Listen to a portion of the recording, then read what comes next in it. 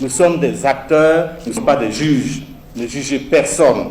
Agissez dans le sens du bien, apportez le sourire, le bien aux gens avec lesquels vous vivez. C'est l'objectif de la miséricorde de l'islam. Dieu également nous appelle à un droit d'être et un devoir de présence. Le droit d'être, c'est quoi? C'est Dieu qui a décidé que celui-là est chrétien, celui-là est catholique, celui-là est musulman. Il y a même des gens qui ne croient pas en Dieu. Mais Dieu dit, il va être avec toi sur la terre. Il est au Burkina. Il vit avec toi, il insulte Dieu chaque jour, mais il est là. Il mange, il respire. Est-ce que toi, ton rôle, c'est de t'élever contre le fait qu'il existe sur la terre parce qu'il est mécréant? Non. Un devoir de présence, d'accompagnement. Le mécréant, là, quand il est malade, là, si tu peux le soigner, il faut le soigner.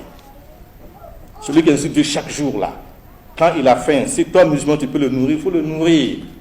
Sa foi, là, c'est entre lui et Dieu. Ce qu'il est, c'est entre lui et Dieu. Toi, ce n'est pas ton problème. C'est de lui apporter toute l'assistance humanitaire normale pour qu'il ne perde pas sa dignité. Quand quelqu'un a faim, il a soif, il perd une partie de sa dignité. Comment toi, musulman, tu l'accompagnes? Par ton devoir de présence.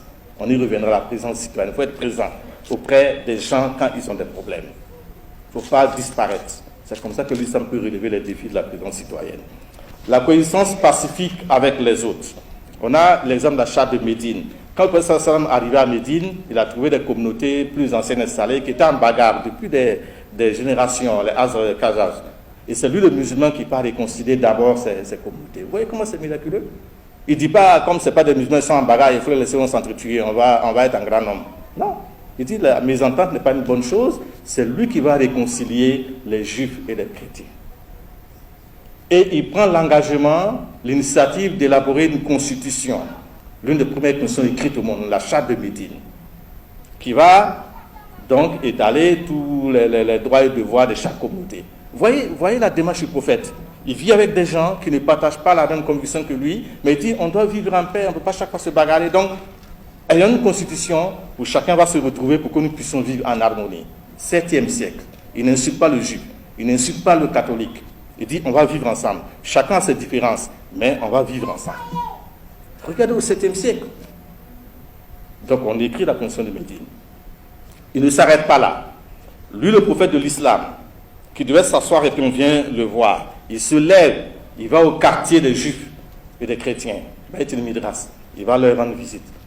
Je suis venu vous voir, est-ce que ça va? Qu'est-ce qui ne va pas dans notre vivre ensemble? Qu'est-ce qu'on peut arranger? Vous voyez encore la démarche. Il se soucie des liens du vivre ensemble. C'est une préoccupation pour lui. Il ne reste pas chez lui pour insulter dans sa radio, dans sa télévision, dans ses prêches, les autres communautés. Il se déporte chez eux. Il va s'entretenir, il échange. Parce que le dialogue ouvre l'esprit. Celui qui dialogue a un esprit ouvert. Celui qui reste chez toi, tu as un esprit fermé. Quand un corps passe, il ne se demande pas est-ce que ce corps-là c'est un musulman, ce défunt, est-ce que c'est un musulman ou catholique? Il se lève. Et quand le compagnon lui dit mais il n'est pas musulman, il dit mais alors, n'est-ce pas une créature de Dieu? Honorer la créature, c'est honorer le Créateur. Quand tu honores une créature, tu as honoré le Créateur.